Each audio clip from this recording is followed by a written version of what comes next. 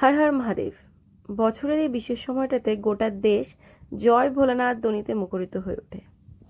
কিন্তু আপনারা কি কখনো ভেবে দেখেছেন বছরের 12টি মাসের মধ্যে কেন শুধুমাত্র শ্রাবণ মাসকেই দেবাদিদেব মহাদেবের পুজো ও অর্চনার জন্য শ্রেষ্ঠ মনে করা হয়?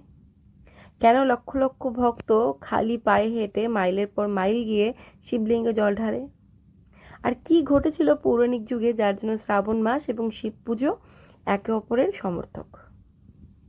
এর পিছনে প্রচুর রহস্যময় ঘটনা, অলৌকিক ঘটনা, প্রচুর অনেক কিছু রয়েছে, যা আমি চেষ্টা করব এই শ্রাবণ মাসের মহাদেবের ভিডিওতে বা আমার এই গেট রেডি উইথ মি ভিডিওগুলোতে তোমাদের সাথে শেয়ার করব।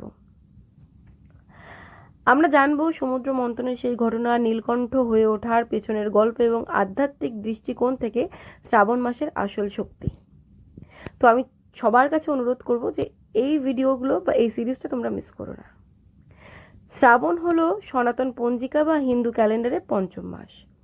জ্যোতিষশাস্ত্র অনুযায়ী এই মাসে শ্রবণা নক্ষত্রের প্রভাব থাকে বলেই এর নাম শ্রাবণ। কিন্তু প্রশ্ন হলো মহাদেবের সাথে এই মাসের সম্পর্ক কি? আর এই ব্যাপারটা আমরা পরবর্তী ভিডিওতে আলোচনা করব। তো সাথে থেকো ততক্ষণের জন্য।